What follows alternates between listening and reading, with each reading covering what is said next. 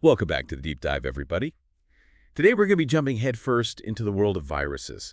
Uh, we got some really interesting material here that kind of paints a picture of just how abundant and just incredibly diverse these things are. It's almost wild to think there were like 10 times more viruses on Earth than all other life combined. 10 10. times. Yeah, 10 Yeah. times. Really puts things into perspective, doesn't it? And the thing is, they're so unique, so fundamentally different from what we normally think of as life. They have their own genetic blueprint, sure, and they can hijack the machinery of living cells to replicate, but they can't really do much on their own. Right. Like they're the ultimate mooches of the biological world. Yeah. Obligate intracellular parasites. That term really nails it, huh? Exactly. And their impact, it spans across all life. Bacteria, archaea, you name it. We tend to focus on the diseases they cause, colds, flus, all the nasty stuff. But our sources here, they also highlight some surprising benefits, some positive roles viruses play. It's not all doom and gloom. Yeah, like that whole viruses are just bad thing. We got to get past that. The interactions between viruses and their hosts, it's way more intricate than just a simple predator-prey scenario. Way more. And we'll definitely get into some of those more unconventional roles as we dive deeper, which is exactly what we're going to do. Okay, so roadmap for this deep dive. First, we got to nail down what exactly a virus is. Then we'll look at their structure, talk about the virion, the little package they use to travel between cells. We'll also cover how scientists study them, how they grow them in a lab, and figure out how many there are. Right. That's kind of the virology toolkit, the Yeah. essential methods. Exactly. From there, it's the main event, the viral replication cycle, the step-by-step process of how they spread. To really solidify our grasp on this, we'll do a case study, zoom in on a specific virus called bacteriophage T4. It's a classic example. Yeah, T4, the poster child. Yeah. And finally, we'll talk about temperate phages, those viruses that play the long game, integrating into the host DNA, and then look at viruses that infect eukaryotic in plants, which have their own whole thing going on. Goal is to give everyone a solid understanding of these fascinating non-cellular microbes. How does that sound? Sounds like a plan. It's a lot to cover, so buckle up, folks. All right, let's get started. So question one, what is a virus? Like, how do we define it? Well, at its core, a virus is a genetic element. It carries heritable information, like DNA or RNA. But here's the kicker.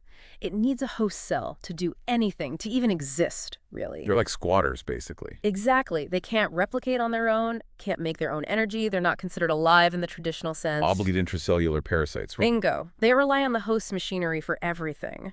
But what makes them unique is that they have their own genetic material, DNA or RNA, and it can be single-stranded or double-stranded, which is different from the DNA we see in all cellular life.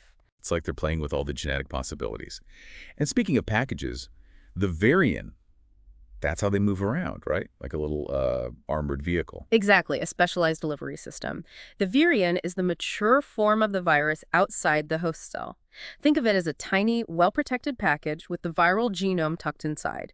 Its job is to get that genome safely to a new cell so the virus can multiply, or more accurately, replicate.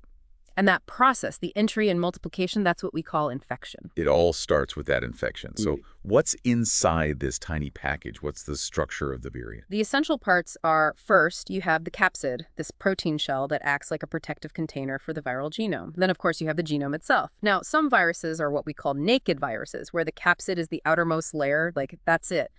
Many bacterial and plant viruses are built like this. Simple and straight to the point. Then you have the more fancy ones, the enveloped viruses. They have this extra layer, a lipid bilayer called the envelope. And where do they get it?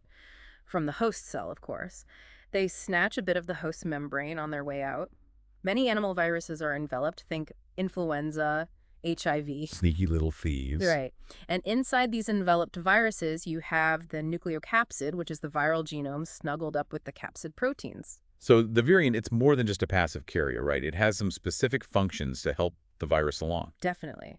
It's the protector of the viral genome when it's outside the host cell, but it's also the key to finding the right host. The proteins on the surface of the virion, those are what bind to specific receptors on the host cell. It's like finding the right lock for the key. Yeah. And some virions even pack their own tools, enzymes that help them start the infection process once they're inside. Like a little toolkit for hijacking the cell. And one of the most striking things about viruses is just the wild variety of their genomes. Talk about breaking the mold. Yeah, they don't follow the rules. Unlike cellular organisms, which always use double-stranded DNA for their genetic information, viruses can have DNA or RNA. Single-stranded, double-stranded, you name it. And that leads to huge differences in how they replicate and express their genes. And the size range, too, right? We've got these giant viruses, some bigger than bacteria even, and then tiny ones like influenza with only a handful of genes. It really highlights the incredible diversity of viruses, right? The giant ones, they kind of blur the lines of what we consider a virus. And then you have the really small ones like influenza, which are incredibly efficient parasites. It's like they found the bare minimum they need to survive. So how do we even begin to classify this massive array of viruses? I mean, where do you even start? Well, one of the main ways we classify them is based on who they infect, their host. Yeah. You've got bacteriophages, or phages for short, which infect bacteria. Then there are archaeoviruses, animal viruses, plant viruses, and even viruses that infect protozoa. And those bacteriophages, they've been incredibly important for our understanding of virology in general. So those are kind of the lab rats of the virus world, huh? In a way, yeah. But here's something that might surprise you. Not all viruses are bad news for their hosts. There are actually some beneficial interactions, some cases where the virus actually helps the host out. Okay, now that's interesting. Give us some examples. Sure, let's take plumpox virus. It normally causes disease in plants, but in a drought, it can actually help the plant survive. It triggers the production of salicylic acid, which is involved in stress responses. So like the virus accidentally helps the plant? That's pretty wild. Right. Then you have densovirus in aphids. It reduces the aphid's size and reproductive rate, which sounds bad, but it also makes them grow wings, which helps them spread to new plants. So even though it's hurting the individual aphid, it's helping the virus spread overall. Yep, it's all about that viral propagation. And then there's hepatitis G virus in humans. It doesn't cause symptoms in healthy people, but it can actually slow down HIV replication in people who are co-infected. That's amazing. It's like an accidental antiviral therapy. Yeah. It really shows you just how complex these virus-host relationships can be. Totally. We're only beginning to scratch the surface of understanding this intricate world of viruses. It's a reminder that even in the microbial world, things aren't always black and white. Okay, so last thing for this intro section, we got to talk about the two main types of infection, right? Lytic and lysogenic. Right. Virulent infections, those are the ones that follow the lytic pathway. The virus basically blows up the host cell to release new virions. That's your classic viral illness scenario. But then you have temperate phages. These guys are a bit more subtle. They can either go allolytic or they can integrate their DNA into the host's genome and just chill there, replicating along with the host. That's lysogeny. So they can be destructive or they can just hang out and play the long game. Exactly. We'll get into more detail about that later. But for now, let's move on to the actual structure of these virions. They come in all shapes and sizes, right? Yeah, it's pretty wild. You've got the tiny ones and then these massive giants. It's like a whole spectrum of viral architecture out there. Exactly. Most viruses are pretty small, smaller than bacteria, in the 20 to 300 nanometer range. But then you've got the giant viruses, like Pandora virus, which can be over a micrometer long, bigger than some bacteria even. And then on the other end of the spectrum, you've got things like poliovirus, which is only about 28 nanometers, about the size of a ribosome. That's a crazy size difference. Both. But despite all this variety, they all seem to follow this basic blueprint.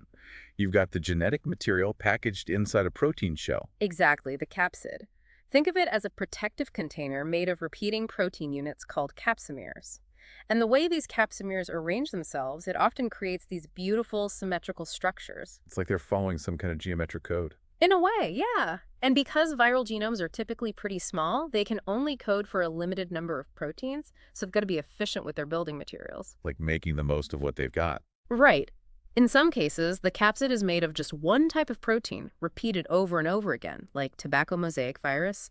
It has over 2,000 copies of a single protein arranged in a helix. Wow, talk about efficient packaging. Yeah, they're masters of simplicity. And the cool thing is, a lot of these capsids can just assemble themselves, like a self-organizing puzzle. The proteins have all the instructions they need to fold and interact in the right way. So it's built into the structure of the proteins themselves. Exactly. Though sometimes they do need a little help from the host cell, like chaperone proteins that assist with protein folding. But for the most part, it's self-assembly. And the symmetry, that's a big part of this self-assembly process. There are two main types. Helical, which gives you rod-shaped viruses, and icosahedral, which are more spherical. Like TMV, right? That's the classic helical example. Exactly. In helical viruses, the capsimeres spiral around the genome like a corkscrew.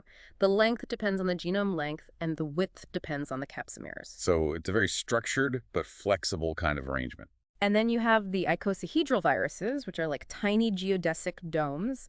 An icosahedron is a shape with 20 triangular faces, very stable, very efficient.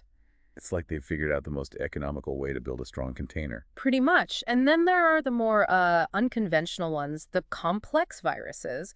They don't fit neatly into either helical or icosahedral categories. They've got multiple parts, maybe different kinds of symmetry.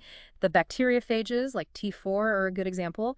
They've got this icosahedral head, but then a tail and tail fibers. Like a tiny lunar lander. Yeah, kind of. And then you have the giant viruses like Pandora virus, which is oval-shaped with a pore at one end, and Mimi virus, which has this crazy five-pronged Stargate structure. That's like something out of science fiction. Right. And all these crazy structures, they're all about getting the viral genome into the host cell. And some viruses even have these extra features like fibrils that help them attach to hosts. So it's not just about protection. It's about finding and infecting the right host. Exactly. And lastly, some virions actually pack their own tools, enzymes that help them infect the host cell. For example, bacteriophages have enzymes that help them break down the bacterial cell wall. Breaking and entering at the molecular level. Right, and you have animal viruses, like influenza, which have neuraminases. These enzymes help them escape from the host cell after they've replicated. It's like they've thought of everything. And then there are the RNA viruses. They carry RNA replicases because host cells can't copy RNA from an RNA template. And retroviruses, like HIV, they have reverse transcriptase, which can make DNA from RNA, something our cells can't do. So they carry the tools they need to get around the limitations of the host cell. Exactly. They've essentially outsourced all the other jobs to the host, but they keep the essential tools for themselves. Now, switching gears a bit, how do scientists actually study these viruses? You can't just grow them in a petri dish like bacteria, right? Yeah, they need a host cell to replicate, so it must be a bit more complicated. Right. To culture lytic bacteriophages, the easiest to work with, you basically take a culture of the bacteria they infect, either in liquid or spread out on a plate, and you add the phage. So you create a little buffet for the phage to feast on. Exactly. For animal viruses, though, you need tissue cultures, which are essentially cells from animal tissues grown in a special nutrient solution. And plant viruses, they often use hairy root cultures, which are plant roots that are tricked into growing in liquid. So it's a bit more finicky than growing bacteria, but it's crucial for studying these viruses. And how do you actually measure how many viruses you have? The classic plaque assay. This is how we detect and count lytic viruses. Basically, when a virus infects a layer of host cells, it creates a little clear zone called a plaque. So each plaque represents like one successful infection event. Exactly. And the more plaques you have, the more viruses you had in your original sample. The concentration of viruses is measured in plaque-forming units per milliliter, or PFUML. It's like counting bacterial colonies, but for viruses. Exactly. It's a little trickier for plant viruses, though, since they don't always cause those clear zones. For those, you might need to use other methods, like microscopy or molecular techniques. So different viruses, different techniques. But the plaque assay, that's the gold standard for many of them. Now, our sources mention this thing called plating efficiency. What's that all about? Plating efficiency is basically a measure of how many of your viruses can actually infect cells. It's always less than 100%, meaning not every virus particle in your sample can form a plaque. Why is that? Are some viruses just duds? Sometimes, yeah. They might have incomplete structures, damaged genomes, mutations that prevent them from infecting properly, and even things like how you store the viruses can affect their infectivity. So plating efficiency, it's like a quality control measure, making sure you're working with good virus stock. Exactly. Bacterial viruses can have pretty high plating efficiencies, sometimes over 50%. But animal viruses, those can be much lower, sometimes less than 1%. And that's important to know, especially if you're working with expensive cell cultures. You need to know how concentrated your virus sample needs to be to get a decent number of plaques. Okay, so we've covered a lot of ground here. We've defined viruses, talked about their structure, and even how to grow them in a lab. Now let's get to the heart of the matter. The viral replication cycle. The replication cycle, it's like the virus's playbook for taking over a cell and making copies of itself. And remember, there's a key difference between how viruses infect prokaryotes, like bacteria, and eukaryotes, like us. In prokaryotes, usually only the viral genome enters the cell. The capsid stays outside. But in eukaryotes, the whole virion typically gets in. So different strategies for different cell types. But once the virus is inside, is the replication process basically the same? Well, the specifics vary depending on the virus, but there's a general pattern we see in the lytic infections. There are 5 main steps. First, attachment, where the virus binds to the host cell. Then penetration, where the genome, or the whole virion, gets inside. Next, biosynthesis, the virus takes over the cell's machinery to make more viral proteins and genomes. Then assembly, where the new viruses are put together. And finally, release, where the new viruses burst out of the cell. And all of this happens in a very specific way. Exactly. We see this characteristic pattern called a one-step growth curve when we measure the number of viruses over time. There's an initial lag phase called the eclipse period where you don't see any new viruses outside the cell. Like they're hiding out, getting ready for the big reveal. Right. During this eclipse phase, the virus is busy taking over the cell, making its parts, but there aren't any fully assembled viruses yet. Then comes the maturation phase, where new viruses are assembled inside the cell. And finally, release, where they all burst out, ready to infect new cells. So the eclipse phase and the beginning of maturation, that's the latent period, right? The time when there are no new viruses outside the cell. Exactly. And the length of this whole cycle, it can vary a lot. Some bacterial viruses can do it in less than an hour. Animal viruses can take much longer, sometimes days. It just depends on the virus and the host. So let's look at a specific example to make this more concrete. Bacteriophage T4, right? A classic model. Yeah, T4 is a great example. It's a lytic phage that infects E. coli. It's been studied for decades, and it's taught us so much about how viruses work. So how does T4 start the infection process? How does it attach to the bacteria? It all comes down to specific receptors. The surface of the virion has proteins that bind to complementary molecules on the host cell. It's like a lock and key. Without that specific interaction, infection can't happen. So it's not just any bacteria, it has to be a specific type. Exactly. And if the bacteria mutates and changes its surface, it can become resistant to the phage. And for T4, its main target is a sugar molecule on the surface of E. coli. It has these long tail fibers that latch onto the sugar. It's amazing how specific it is, this molecular recognition. And there are all kinds of different receptors that bacterial viruses use, right? Oh yeah, tons. They can bind to proteins, carbohydrates, lipids, even those little hairs on bacteria, the pili and flagella. So they've really adapted to target a variety of different bacterial surfaces.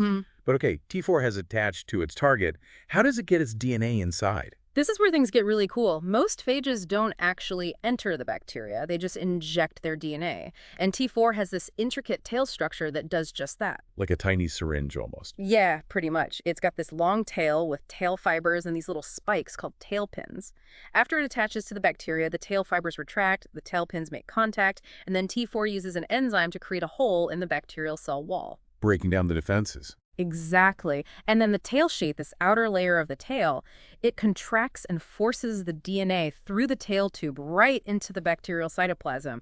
And all this happens while the capsid stays outside. It's amazing how they can do all that with just protein structures. Yeah. And it's all powered by that pressure inside the phage head, right? Right. The DNA is packed really tightly inside the head, so there's a lot of pressure pushing it out. And that pressure, combined with the contraction of the tail sheath, that's what drives the injection. It's like popping a champagne cork, but on a microscopic scale. But the bacteria aren't just sitting ducks, are they? I mean, they must have some ways to fight back against these phage attacks. Oh, absolutely. They've got all sorts of defenses like antitoxin systems, CRISPR-Cas, and restriction enzymes that chop up foreign DNA. It's an evolutionary arms race at the molecular level. Exactly. And the phages, they've evolved their own countermeasures. They can modify their DNA to evade the restriction enzymes or even produce proteins that block them. So it's this constant back and forth, each side trying to outsmart the other. That's evolution in action. But, okay, T4 has injected its DNA. What happens next? Now the real takeover begins, right? Exactly. The phage DNA starts making proteins, taking over the cell's machinery, and it's very organized. First, it makes early proteins, which are mostly enzymes needed to replicate the phage DNA and hijack the host's transcription machinery. So it's like setting the stage for the main event. Exactly. And T4 can replicate its entire genome, which is pretty big, in about 4 minutes. And then come the middle and late proteins. These are the structural proteins for building new virions and enzymes needed for assembly and release. It's like a carefully choreographed dance, each step leading to the next. And then you have the packaging of the new DNA into those pre-assembled heads. This involves an amazing molecular motor that literally pumps the DNA into the heads using energy from the host. It's like stuffing a suitcase, but on a microscopic scale. Yeah, a very tightly packed suitcase. Then the rest of the virion gets assembled around the head, the tail fibers, all the bells and whistles. It all comes together like a tiny, intricate machine. And finally, the grand finale release. The newly made phages produce enzymes that break down the cell wall and membrane, and boom, the cell bursts open, releasing all those new phages to infect more bacteria. T4 can produce over 100 new phages per cell in just 25 minutes. It's a pretty effective strategy for spreading. Incredibly efficient. Now, T4, it's an example of a lytic phage. It always destroys the host cell. But there are other phages, called temperate phages, that have another option. You can play nice, right, instead of killing the cell. Exactly. They can choose to integrate their DNA into the host genome and just hang out there, replicating along with the host. This is called lysogeny, and the integrated phage DNA is called a prophage. So it's like they become part of the host's DNA. Exactly. And the interesting thing is this prophage can sometimes give the bacteria new abilities, like making it more pathogenic. This is called lysogenic conversion. So the phage can actually change the bacteria's behavior. It's a pretty neat trick. And two well-studied examples of temperate phages are lambda phage and P1 phage. So how does lysogeny actually work? How does the phage integrate into the bacterial chromosome? It involves this process called site-specific recombination, where the phage DNA inserts itself into a specific spot on the bacterial chromosome, and then it just stays there, silent, as long as certain phage genes are repressed. So it's like hitting the pause button on the lytic cycle. Exactly. And the key to this repression is a phage-encoded repressor protein. It keeps the lytic genes turned off. But this lysogenic state, it's not always permanent, right? Nope. If the repressor protein gets inactivated, the phage can switch back to the lytic cycle. This is called induction, and it's often triggered by stress to the host cell, like DNA damage. So it's like the phage senses that the host is in trouble and decides it's time to escape. Exactly. And the whole lytic cycle starts up again: DNA replication, protein synthesis, assembly, and finally, lysis. It's amazing how they can switch between these two modes depending on the circumstances. Okay, so we've covered a lot about bacteriophages. Now let's talk about viruses that infect eukaryotic cells, animal cells, plant cells, fungi, protists, the whole shebang. The basic principles are the same, but there are some key differences. First, with eukaryotic viruses, usually the whole virion gets inside the cell, not just the genome. And second, eukaryotic cells have a nucleus, which is where many viruses, but not all, replicate. It's a whole new environment to adapt to. Definitely. And some viruses can even create these little factories inside the host cell called viroplasms, where they concentrate their components for efficient assembly. Like little virus assembly lines. Exactly. So let's focus on animal viruses first. Yeah. Most of what we know about these guys comes from growing them in cell cultures. That we talked about before with those special nutrient solutions. Right. Now, animal viruses, they attach to specific receptors on the host cell surface, just like phages. But these receptors are often proteins involved in normal cell functions, like cell signaling or immune responses. So the virus exploits those existing pathways to get inside. Exactly. And the type of receptor the virus uses determines which cells it can infect. That's why some viruses only infect certain tissues, like the respiratory tract or the liver. Like the common cold virus, it's always targeting those respiratory cells. Exactly. And they have different ways of getting in. Enveloped viruses can fuse their membrane with the host cell membrane, or they can be taken up in a little vesicle through endocytosis. And once they're in, they have to get rid of their capsid, right? Right. Release the genome. Right. That's called uncoding. DNA viruses usually go to the nucleus to replicate, while most RNA viruses stay in the cytoplasm and use their own enzymes to make copies of their genome. And then you have retroviruses, which convert their RNA into DNA and integrate it into the host genome. So much variety in their strategies. And what happens after the virus has made all its parts? It's assembly time. The new genomes get packaged into capsids, and for enveloped viruses, they grab a piece of the host cell membrane as they bud out. And unlike phages, animal viruses can have several different outcomes. But not just lysis or lysogeny anymore, right? Right. The most common outcome is lysis, where the cell bursts open and releases new viruses.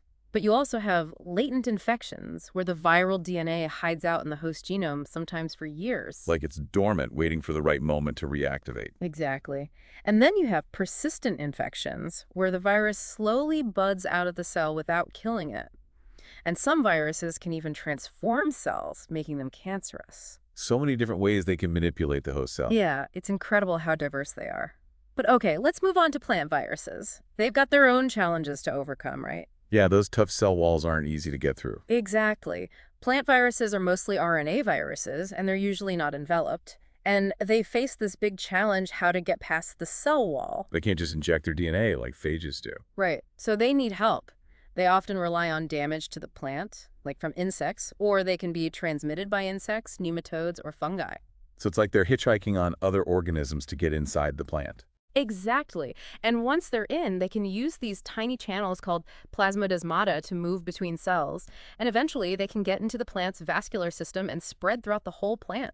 So they really exploit the plant's own transport system to spread. Exactly. And then when an insect feeds on an infected plant, it can pick up the virus and spread it to new plants. So it's this intricate web of interactions between the virus, the plant, and the insects. It really highlights how interconnected the natural world is. Well, I think we've covered just about everything there is to cover about viruses. We've talked about their structure, their genomes, their replication cycles, and how they infect different hosts.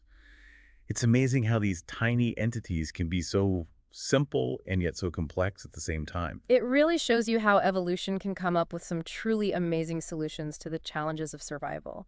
And the more we learn about viruses, the more we realize how much we don't know. Exactly. They're constantly evolving, constantly finding new ways to infect and manipulate their hosts. So, as we wrap up this deep dive, here's something to think about. We're in this constant arms race with viruses. They're always trying to outsmart us, and we're always trying to stay one step ahead. What does the future hold for this battle? How will our understanding of viruses shape our ability to fight diseases, and maybe even harness their power for good? That's the big question. And as we delve deeper into viral genomics, we'll get closer to answering it. Thanks for joining us on this deep dive, everyone. We'll be back next time with another fascinating topic from the world of science. Until then, stay curious.